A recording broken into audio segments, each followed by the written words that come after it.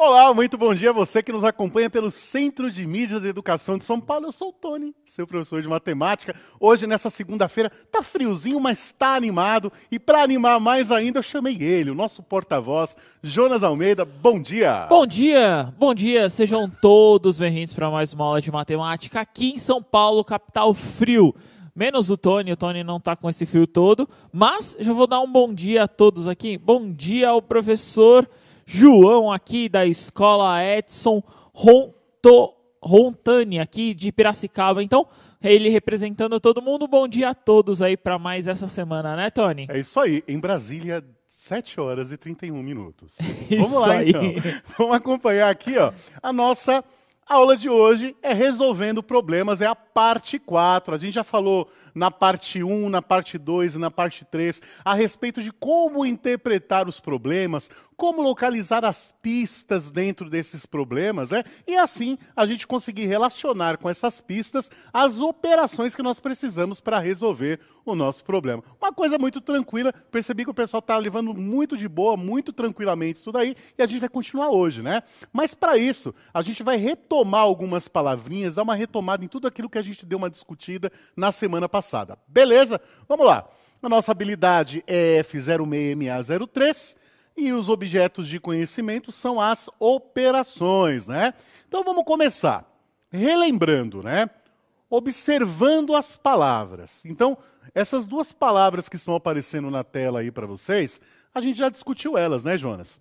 Então, já falou muito, né, bastante, sobre elas, sim, né? sim. E a gente localizou algumas palavrinhas, né, que poderiam substituir essas daí. Então, olha só, na tela, vamos lá. Juntar.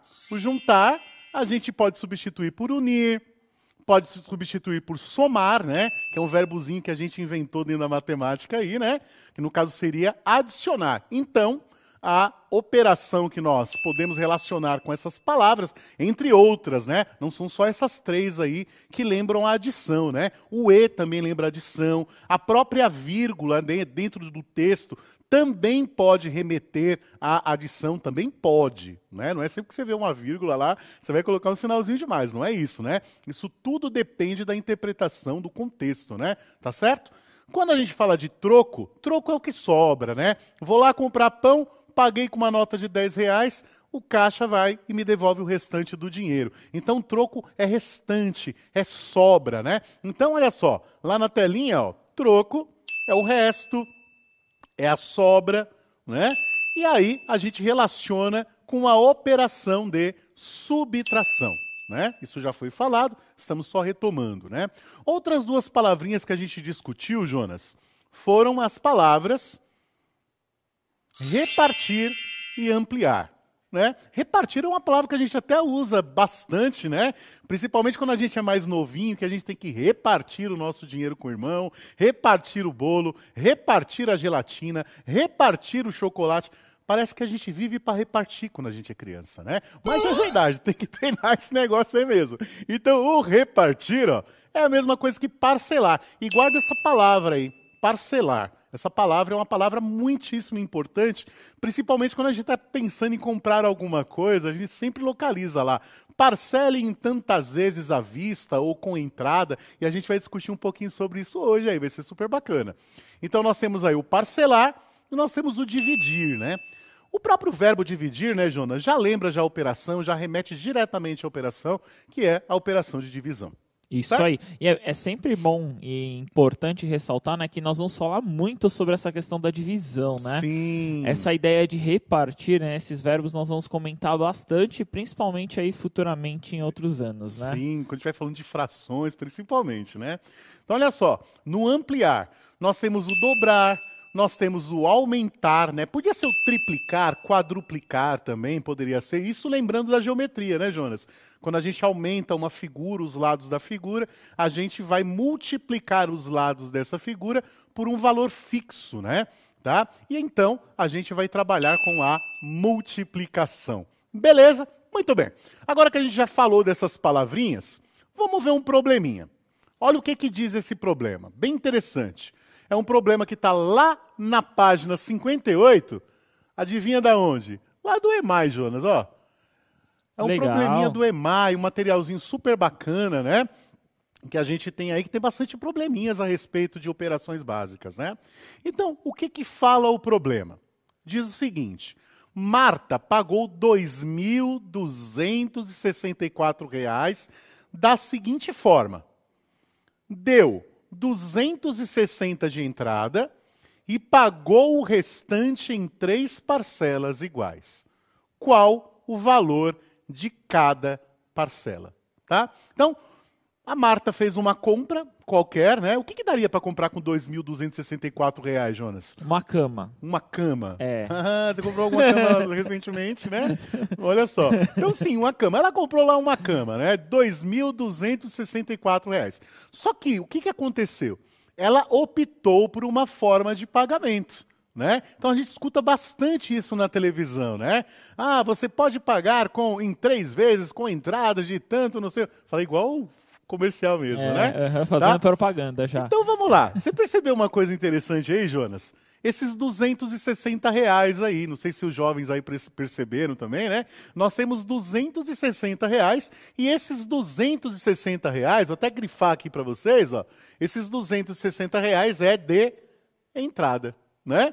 Então ele deu uma entrada de R$ 260.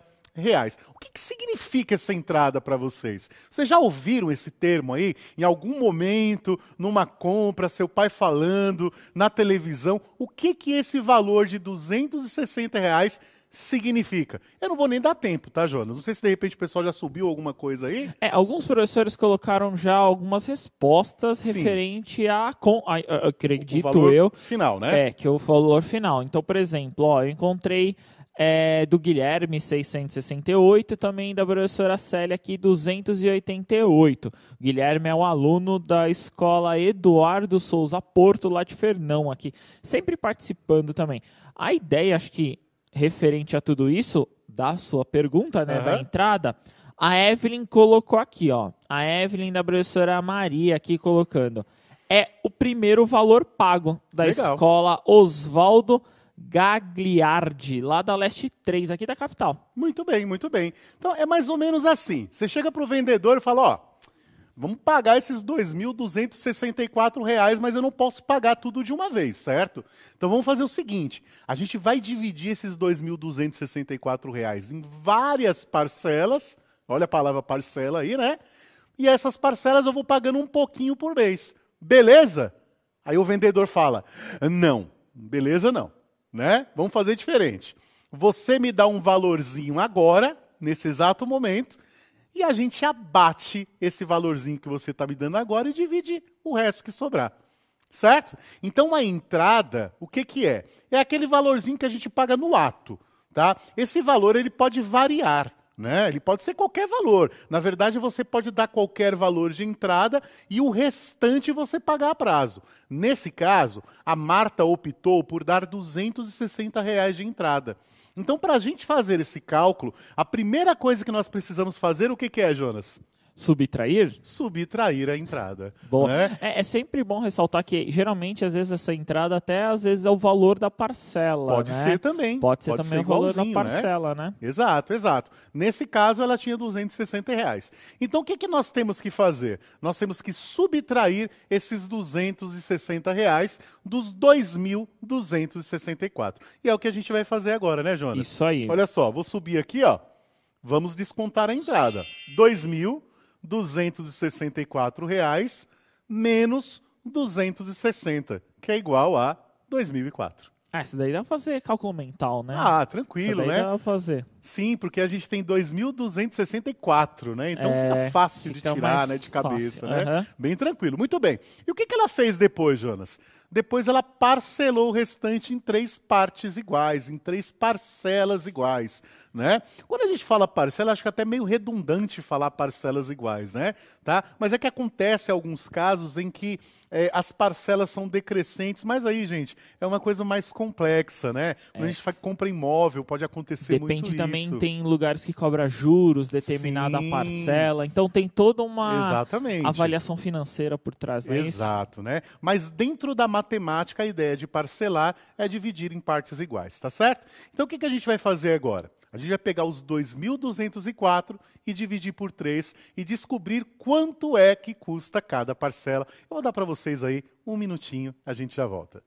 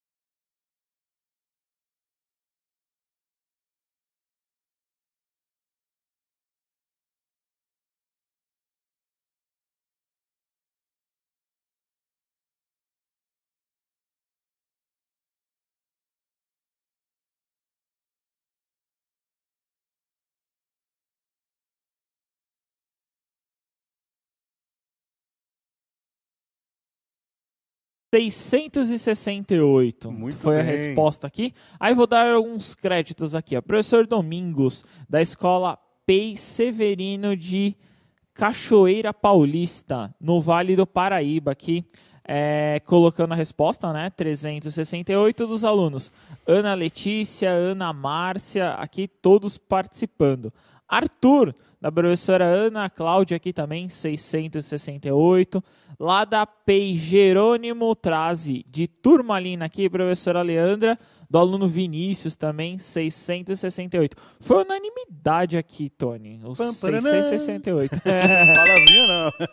Então vamos lá, então vamos fazer isso, né, Jonas? Vamos fazer 2004 dividido por 3, né? Eu vou fazer aqui o algoritmo junto com vocês, porque é importante, né, a gente sempre visualizar isso, né? Fazer na mão, né? Fazer na mão, é isso aí. Então, ó, eu vou tomar aqui o 20, viu, Jonas? Porque o 3 não cabe no 2, né? Certo. E aí eu vou ver quantas vezes o 3 cabe dentro do 20.